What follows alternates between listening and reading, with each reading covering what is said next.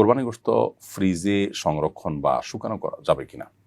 কোরবানির গোশত ফ্রিজে সংরক্ষণ করে যেমন খাওয়া যাবে, একইভাবে রোদে শুকিয়ে সেটাকে সংরক্ষণ করে রান্না করে খাওয়া যাবে।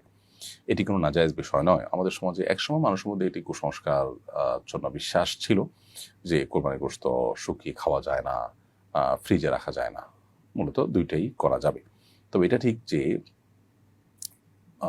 আপনার পুরো কোরবানির পশুর গোশতটাই আপনি সংরক্ষণ করে দিলেন, সামান্য কিছু দিলেন বা দিলেন না, এটা উত্তম নয়। সন্দেহাতীতভাবে এটি পুরোটাই আমরা আল্লাহর উদ্দেশ্যেই নিবেদন করে ফেলেছি। মূলত কোনোটিই আমাদের কাছে ব্যাক আসার কথা নয়। অন্য সাধারণ দান যেরকম দান করলে সেটা দিয়ে দিতে হয়, এটা এক প্রকার আল্লাহর উদ্দেশ্যে আমি নিবেদন করলাম দানের মতোই, এটা আমার কাছে ব্যাক আসার কথা নয়। আল্লাহ তাআলা আমাকে তিনি উপহার হিসাবে দিয়েছেন। আমরা বলেছি আল্লাহ আপনাকে দিয়েছি, আল্লাহ সেটা অ্যাকসেপ্ট করে আমাদেরকে আবার খেতে দিয়েছেন।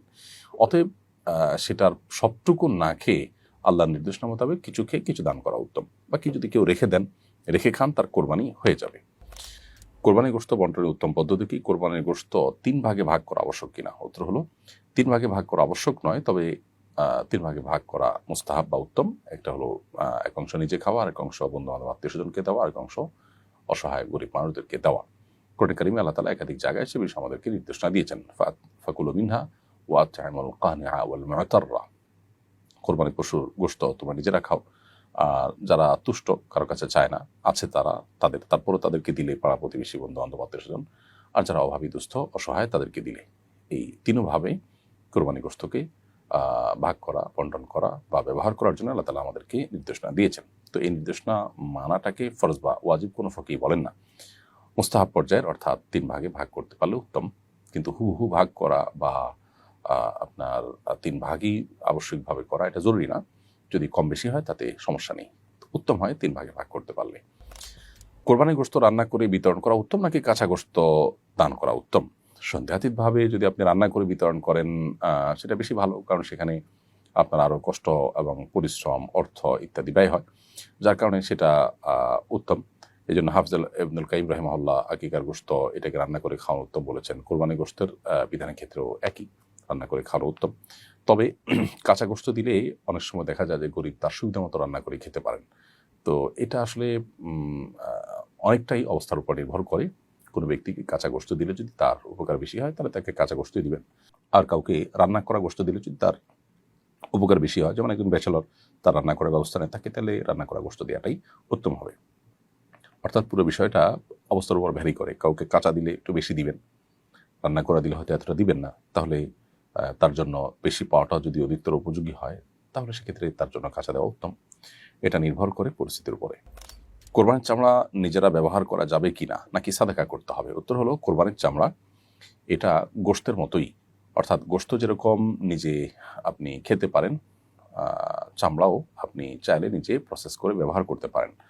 আর আজকাল কোরবানির চামড়া অনেকে পশম ছাড়িয়ে রান্না করে খান। অতএব আপনি যদি খেতে চান, প্রসেস করে পশম ইত্যাদি ফেলে আপনার মতো করে আপনি খেতেও পারবেন, সেটিও জায়েজ আছে। অর্থাৎ কোরবানির গোশত এবং চামড়া দুইটাই আপনার। কোরবানির জন্য ইচ্ছাকৃতভাবে কম দামে দুর্বল পশু কেনা শরীয়ত সম্মত কিনা?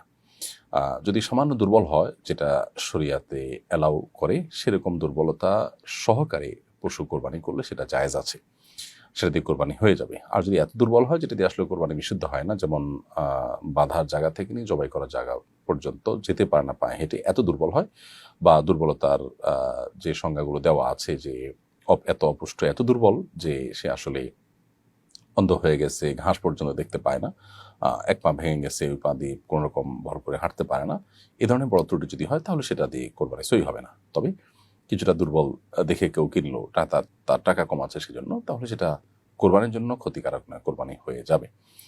অবশ্য আল্লাহর রাহে কোরবানি করার ক্ষেত্রে যতটা ফ্রেশ হবে, যদি আর্থিক সঙ্গতি থাকে, ততই ভালো, এবং যত বেশি টাকা ব্যয় করবে আল্লাহর কাছে তার জন্য সওয়াব তিনি সেভাবে পাবেন। কোরবানি ওয়াজিব, এরকম ব্যক্তি কোনো কারণে কোরবানি করতে পারেনি, এর মধ্যে 3 দিন পার হয়ে গেছে, পরবর্তীতে তার করণীয় কি? কোরবানি ওয়াজিব ব্যক্তি যদি কোরবানির দিনগুলোতে কোরবানি করতে না পারেন, কোনো কারণে পার হয়ে গেছে, তিনি কোরবানি করার সুযোগ পান নাই, তাহলে কোরবানি উপযুক্ত একটা ছাগলের মূল্য কমপক্ষে তাকে সাদেকা করে দিতে হবে।